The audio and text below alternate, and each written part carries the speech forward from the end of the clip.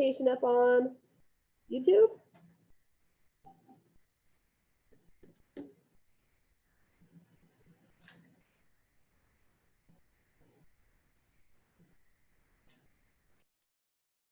Okay. And then let's talk about valves.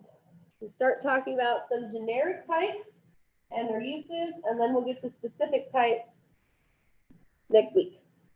And then you guys will get a lab. I think in that lab, Evan has a giant tub of valves, and you have to pull out valves and figure out which one they are. So you'll get to see them and have a little Easter egg hunt, scavenger hunt, whatever you want to call it, with valves. Okay, so we're going to talk about what it is, some generic types and applications. So essentially, a valve is a mechanical device that controls the flow of fluid. Let me make sure the folks online can see this. Okay. All right. Within a system or process, okay? So we're dealing with fluid, which means that it could be a liquid or it could be a gas, right? There's main steam line isolation valves in a nuclear plant. That's one of your main safety systems. That's controlling the flow of steam because air is a fluid, right? So this doesn't just mean liquid, fluids. They're used to control that fluid flow and or pressure, right? So they're going to control the speed of that flow, the direction of that flow, the fullness of that flow, whether or not they're throttled. And because our flow is related to pressure, it should be obvious that those changes automatically affect pressure. But because valves can also be used in venting systems, they can control pressure individually without necessarily interfering with flow. So it can be an and or. And they can perform any of the following. They can stop and start flow. They can vary the amount of flow, which is called throttling. And valves that are designed to stop or isolate flow almost certainly are not the same valves we use for throttling. And you'll see there's valves that are essentially on-off, and then there's valves that have degrees of turning within their components that allow you to throttle, okay? There's multi-directional valves that control the direction of flow. It can go two different ways. Maybe you want it to go one at certain times, the other at other times, or sometimes you want both, right?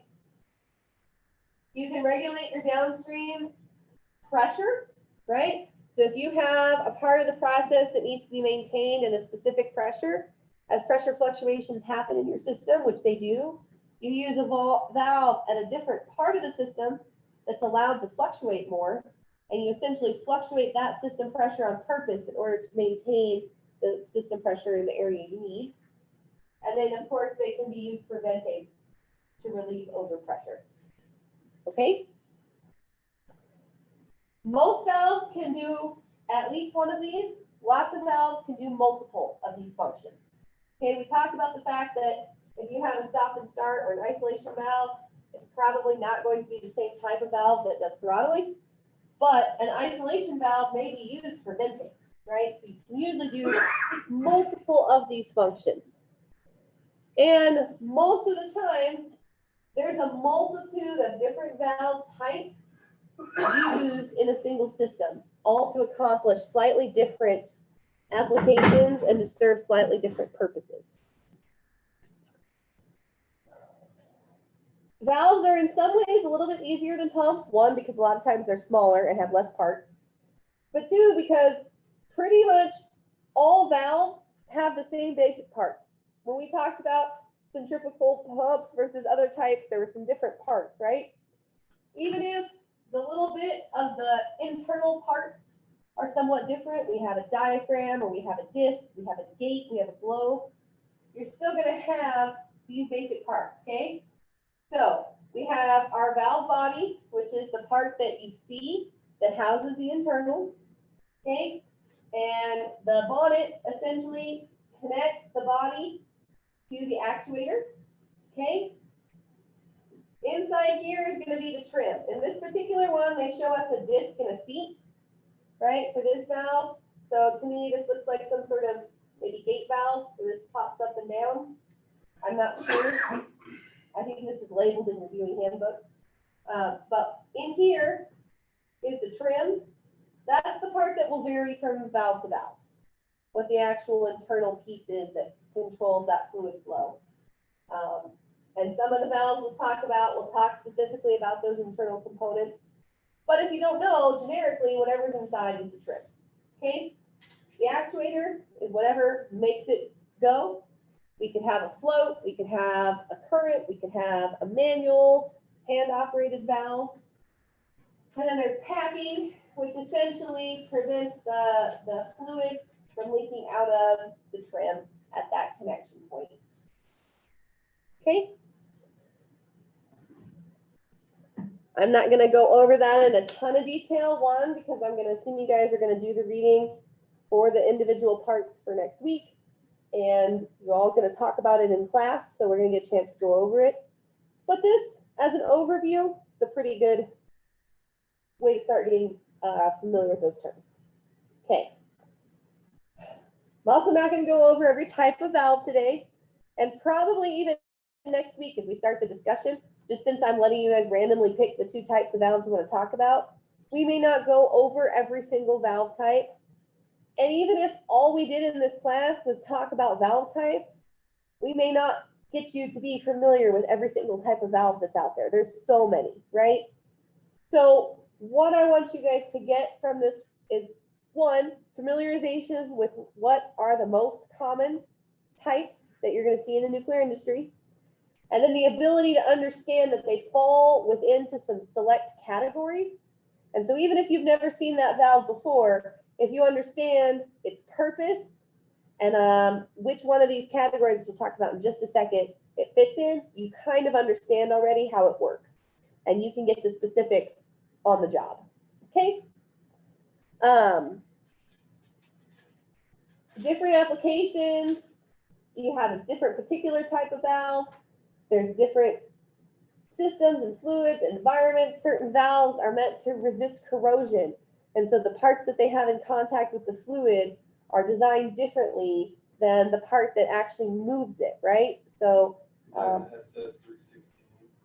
almost and certainly your internals, your trim will be stainless steel 316 if you're in a corrosive environment. But some certain caustics actually attack stainless steels more than other metals, right? There might be particular metals that are resistant to that caustic corrosion. You may have valves that need to be at different temperatures. Something that's really challenging is if you have valves at the junction of fluids that are at two different, very different temperatures. So where you're going to have some mixing between some pretty significant changes in temperature. Because if it's got metal trim and all of a sudden a hot fluid is on one side and a cold fluid's on the other, one side your metal's trying to expand and one side your metal's trying to contract. So how do you ensure that your valve still fits in the space it needs to, doesn't allow mixing when you need to isolate that, but then can turn reliably and allow mixing when you want those fluids to touch, right? Especially as that stress of contraction and expansion on two sides occurs. So valves can be really complex depending on the application and environment, and there's lots of customization that can occur for specific systems. Okay? The handbook doesn't even go over all the types of valves, but it does cover the ones that DOE thinks are important. Okay? Okay.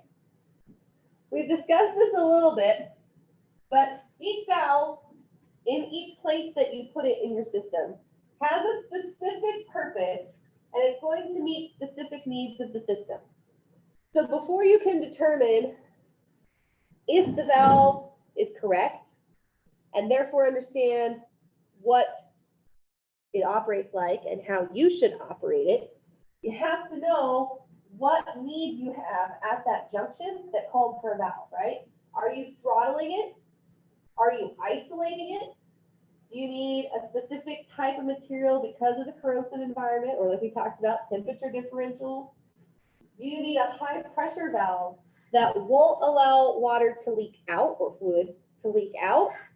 Or do you need a valve that can withstand a vacuum being pulled on it and still functioning? You know, what's going on inside your system and what's the purpose, especially as we start having valves that might be part of safety systems, right?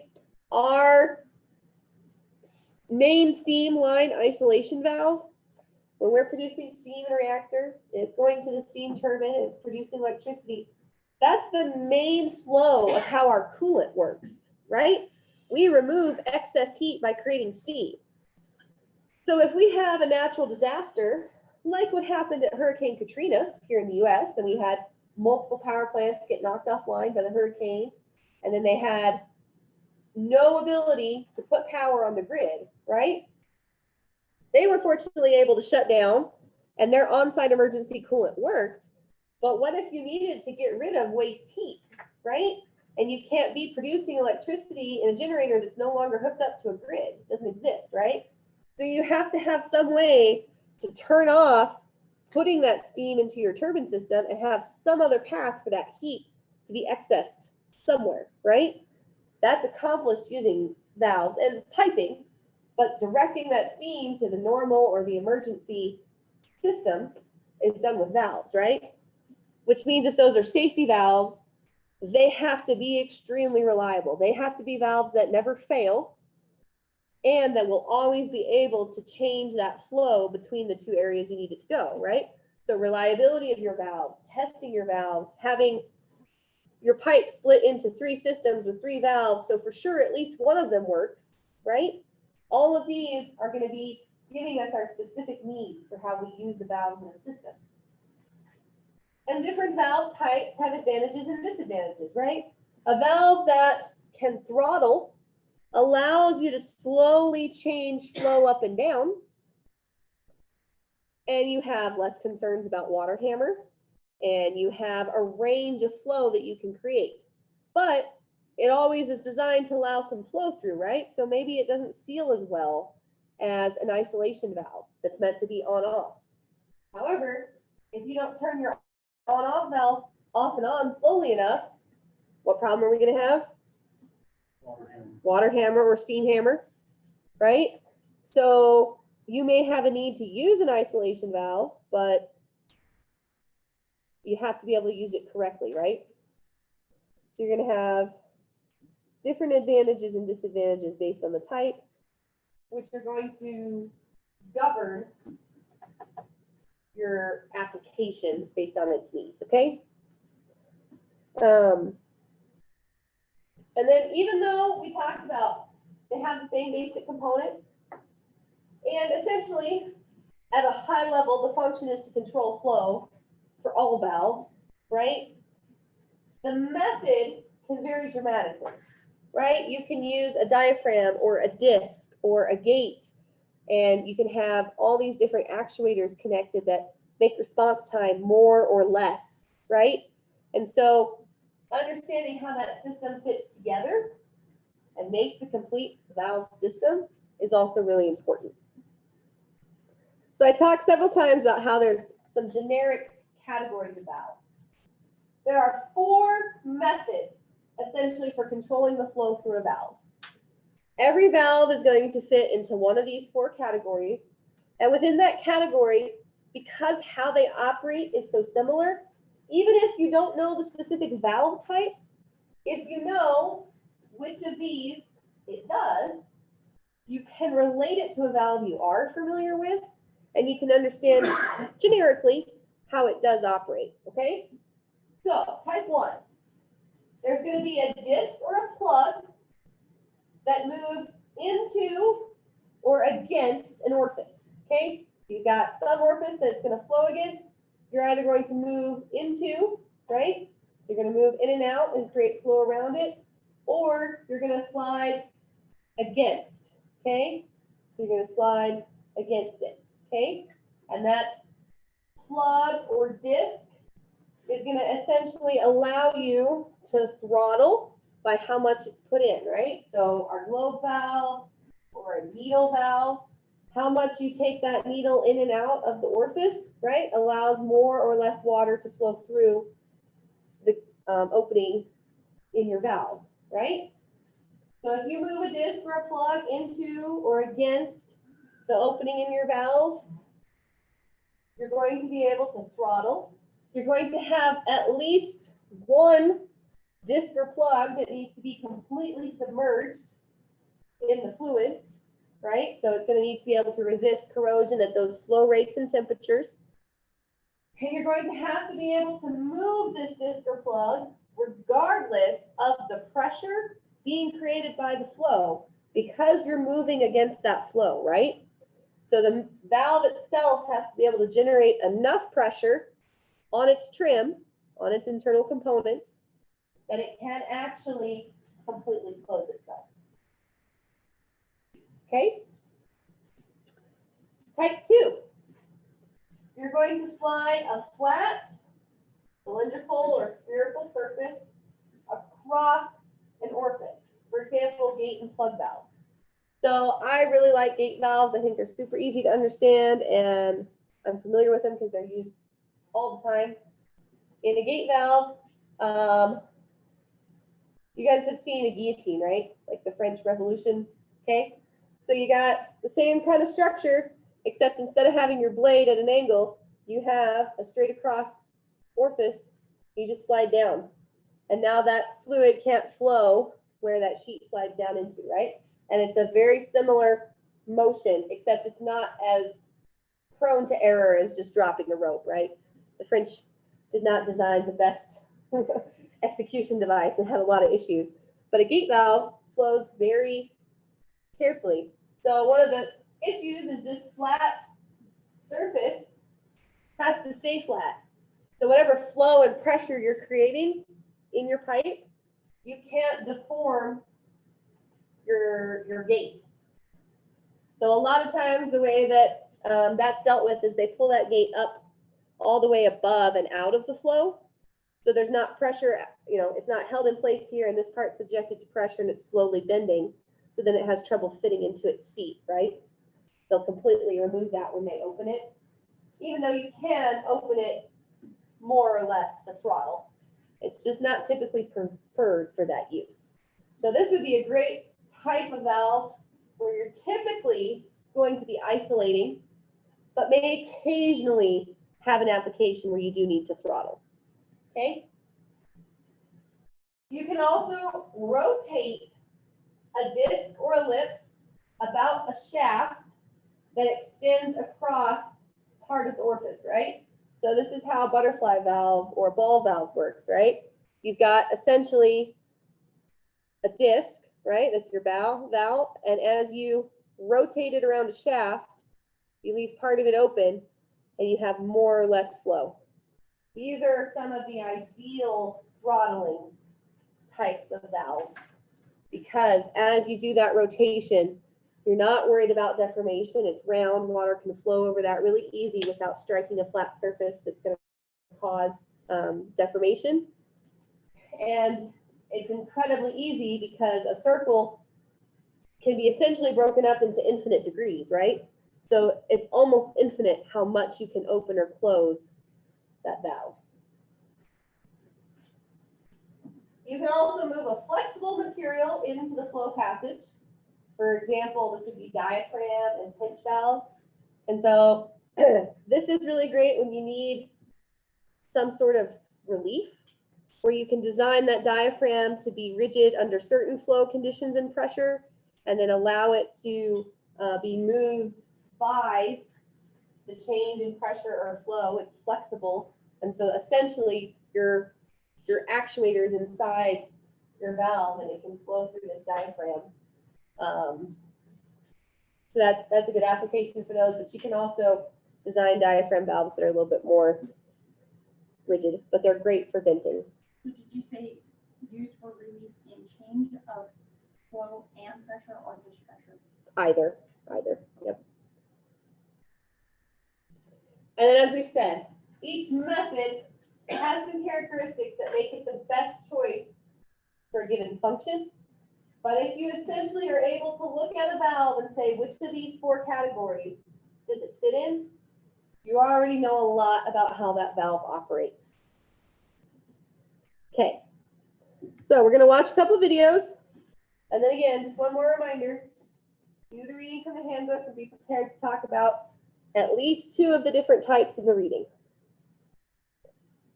Before we pull up the videos, were there any questions on these slides? Pretty straightforward, right, guys? Okay. Anybody online have a question?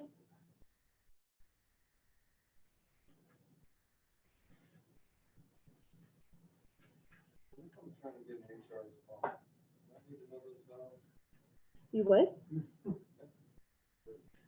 What if I'm trying to get an HR slot? HR? You're in the I wrong probably time. wouldn't do well there now that I'm looking at all the things that I might be faced with. Okay. Yes, Joe? You said a gate valve may be subject to deformation by pressure. So in that way, maybe it's inferior to a different kind of valve, perhaps. Like, what is a gate valve best for then? Just low pressure flows that don't matter, and why would it be better, cheaper? Gate valves are great in applications where you can make the gate really thick and rigid, and you can typically have it be either open or closed. So gate valves are used to control the flow of water into and out of levees in Louisiana because they can close the flow, but if they get flooding, it can go over the top of the gate and they can still find some release for holding up that water. But when they need to direct the water a certain specific way, they can open that gate all the way up. So that's a huge application. And what's nice is because you're holding the gate up, you can also make them so they fail by gravity. So if you need it to be something that fails closed, they're a good option.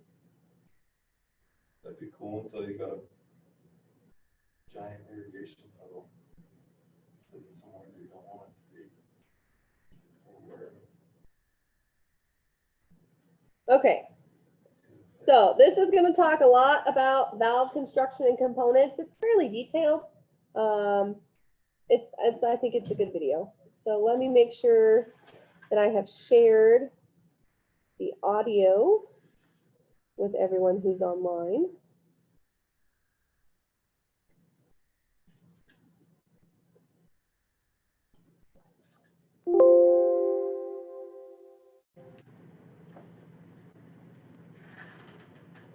And my computer is dangerously low on battery, so let's see if it makes it. And its construction and some of the main components.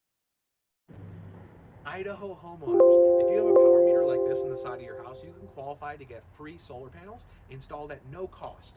What'll happen is the solar will make your meter run backwards. As you can see in front of us, we've got a valve. This is actually a globe valve. I'll just give it a little spin.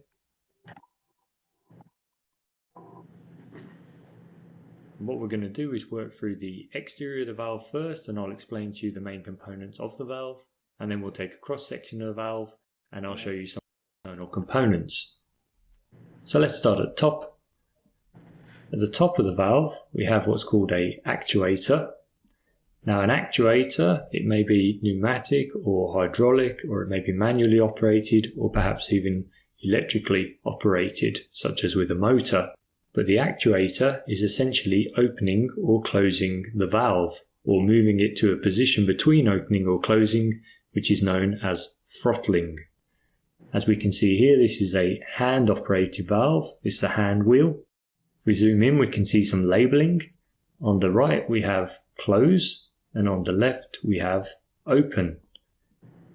This means that if we turn the valve to the right, we will put it into the closed position and stop the medium flowing through the valve. This may be a liquid or a fluid or perhaps a gas. Or we can turn it to the left, which is to open the valve, and again we will then have a medium that flows through the valve. The setup for valves is always the same. It's always righty-tighty, lefty-loosey. Try and remember that, otherwise you're going to put the valve into the wrong position. Now let's zoom out, and we can see the actuator. It's being turned to the left. The valve is now open, and the stem, which is this spindle or long screw shape has now come out the top. This is known as a rising valve because we can see that the stem has risen out of the valve. And if we go back the other way, the valve is now being closed, it's being turned to the right, the hand wheel, and the stem has gone back into the valve. So it's a rising type valve.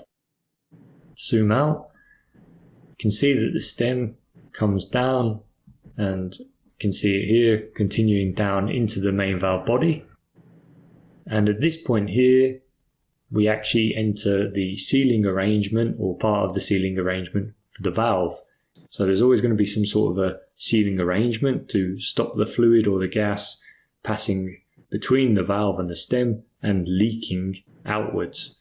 So that is this sealing arrangement that we're looking at now, and we're going to take a cross section of that later. So let's just zoom out a bit more. You can see another area of interest here. This is referred to as the bonnet.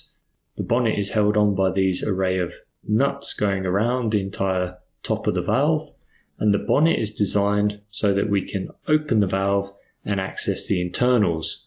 The internal components are actually referred to as trim, so we're going to access the trim.